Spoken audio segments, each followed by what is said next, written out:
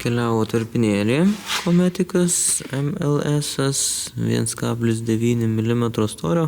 Tai arti standarto, kadangi dar blokas šlifavosi, galva irgi ten kažkada šlifavosi, tai plus minus į standartą atsistoja viskas. Ta pati tarpinė M2, M4, M3 gilzė yra tiesiog mažesnė, daugiau aplinkui ten gaunasi.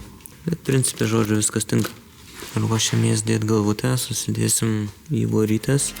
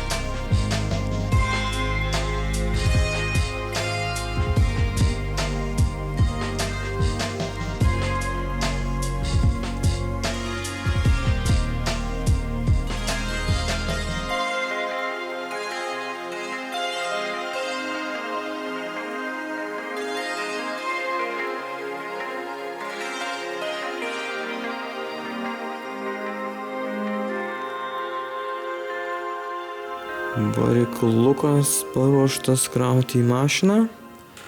Pagrindas surinktas, tai čia aprinkimai visokie jau mašinai, manau, dasirinksim. Bus patogiau viskas taip. Dabar net galvoju, kad šitą koją turbūt irgi reikėjo man nesukt, nes kiek atsimenu, nelabai telpa tarp lonžeronų čia. Ir varikliukas viduj. Liko čia dar apsirenginėję dalykėlius kelis, bet principė diduma darbo padaryta jau. Guoliukų dar reiks sulaukti šito vieno. Paskui užsiveršt sprintuvo škyvelį ir šitą pompos. Laikas kurti varikliuką. Viskas čia kaip ir padaryta, nėra termomovos. Ir siurbimo vamzdžio dar nedėjau, antarku dar mažą ką, gal kokią šiukšlytę išskris, išpūs. Tai dabar žodžiu pabandysim pasikurt. Stebėsim tepalo slėgį tiesiog dėl įdomumo, kiek laiko užtruks, kad jisai pakiltų. Aš nematysiu, iš tikrųjų jūs matysit, nes greičiausiai, kol ateisiu, jau jisai bus užkilęs. Bet, jūs man pasakysit, per kiek laiko čia. Parašykit komentaruose, per kiek laiko tepalo slėgis užkilo.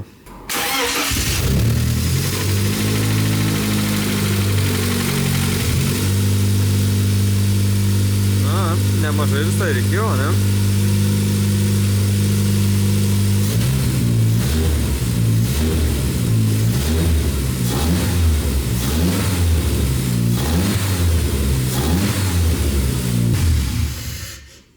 Ok, surinkam iki galo ir važiuosim apkatkių daryt. Tai pabandom papasakot, kaip aš čia darau tą apkatkę, supranti, koks yra mano nusistatymas ir kriterijai ir aš manau, kad tai yra svarbu. Dažniausiai, sakykim, dažniausiai atvejai, tai ten gali daryti tą apkatkę, kaip tu tik tai nori, viskas bus gerai, jeigu viskas buvo gerai padaryta variklyje. Darant tą kapitalinį, ten visos išmiros, viskas, kuo geriau pataikytos išmiros ir ten viskas sumatuota, deformacijos, visokios ten kaklų ir panašiai, reiškia, kuo mažiau reikia varikliui prisidirbti, tuo jisai ir yra atsparesnis tai apkatkiai, gali jos išvis nedaryti ir važiuoti.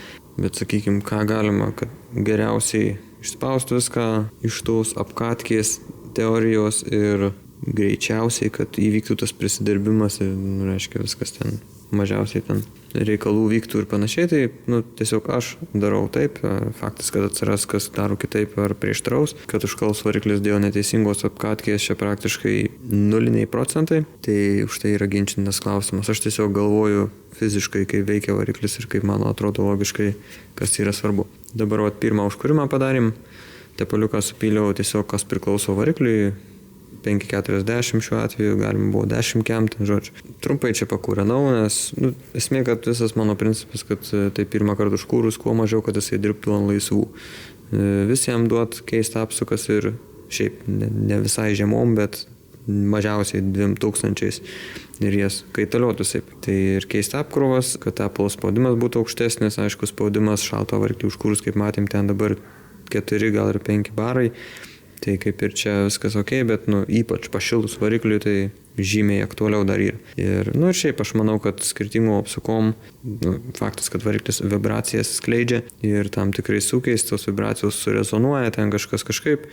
Tai ir tas pats velenėlis ten, kakliuko gali būti viršui prisispaudęs, su rezonavimo metu jis gali labiau į apačią ten plaktis ir kažką bandyti, ten žodžiu, tam kakliukė lygiai tas pats, ten velenas, švaistikliai, stumokliai.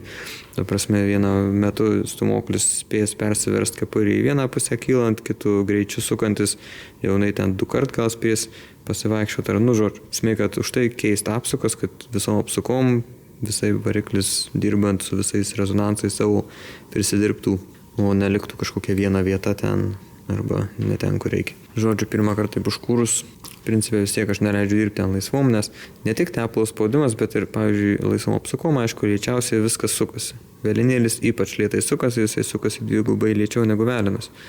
Tai čia labiausiai velinėliui aktualu, kuo lėčiau sukasi, tuo yra didesnė trintis ir to tepalo plyvelį turi tuo daugiau laiko ištrykšti ir kai tepalo plyvelį pilnai ištrykšta, kontaktas metalas su metalu būna ir dilimas.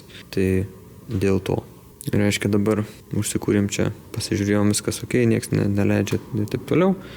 Tai dabar sėsim į mašiną ir važiuosim mažom apkrovom, maksimum ten 20% gazo. Tiesiog, kad nebūtų didelių apkrovų ten indėklam, nes vis tiek, ta prasme, tiesiog jiem duot laiko prisitrint, nors realiai indėklai ten nelabai viskas trinas, jeigu viskas būna gerai. Tai važiuojam, tiesiog kaitaliojant apsukas, paprasčiausias dalykas, vieną bėgį kažkokį įsijungi, iš lėto užsikeli tas apsukas, kokie 10 iki 20% gazo nuspaudus, užsikeli apsukas iki kokių 3000, tada atleidi gazą, leidi jom nukristi iki 2000 ir tada ten tai pakilnuoja, tada iki 4000 leidi nukristi iki 2, kokią 10-20 minučių pasivažinėjai, grįžti, pakeiti tepalo filtrą, gerai, sakysiu, negrįžti, o grįžtu, aš pakeičiu tepalo filtrą, tepalo nekeičiu, nes tepalas, ten pats tepalas, tai jam ten 100 metų, jis dar tik supiltas. Esmė, kad pakeičiu tepalo filtrą, kad tas drožlytės kiek įmanoma ištraukti iš variklio, nes vis tiek jų būna kažkiek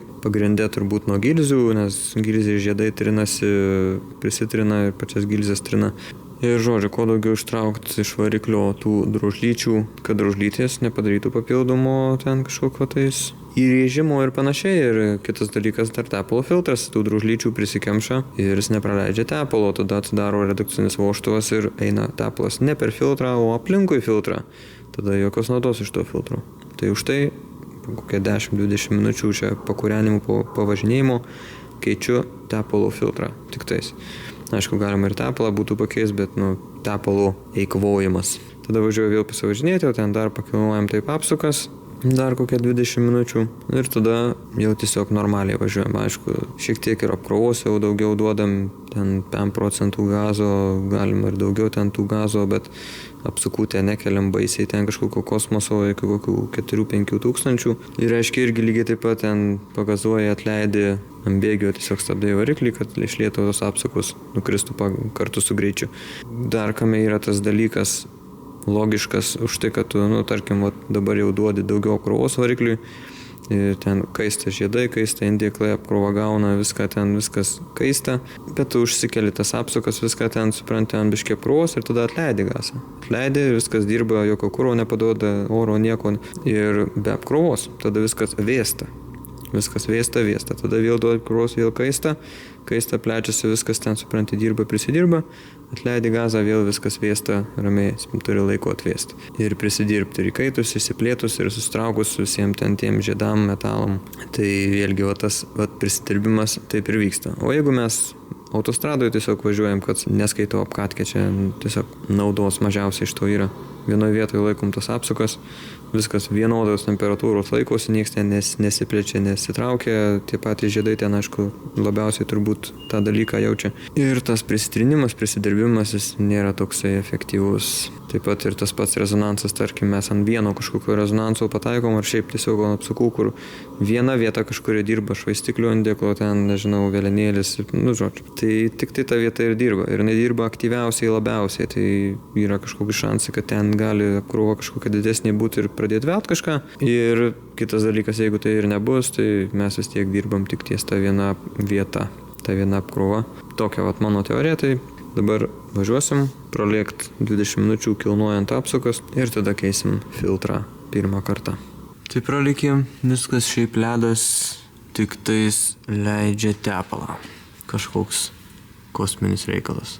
Už kurį ir čia pradeda po biškį rinktis ir kapsėti, koksai vienas lašas į minutę. Čia grinai matosi, taip kažkaip atiteka ir laša. Nežinau, nesuprantu, čia guminė tarpinė, atrodo viskas ten, nebent nenusprūdo.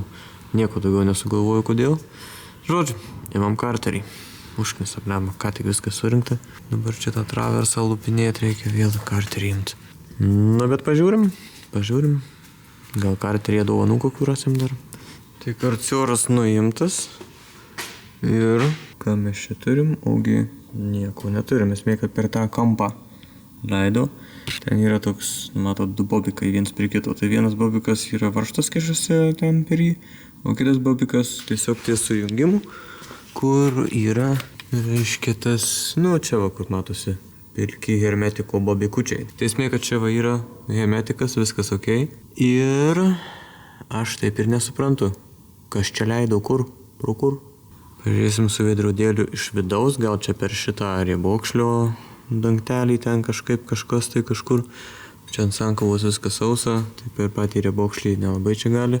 Biškį kosmosėlis kažkoks. Grinai per šitą kampą čia kažkur tai kažkas tais leido ir paskui gražiai čia net matosi kaip nutekėję ir paskui taip čia paskui teka jau link vidurio ir what the fuck.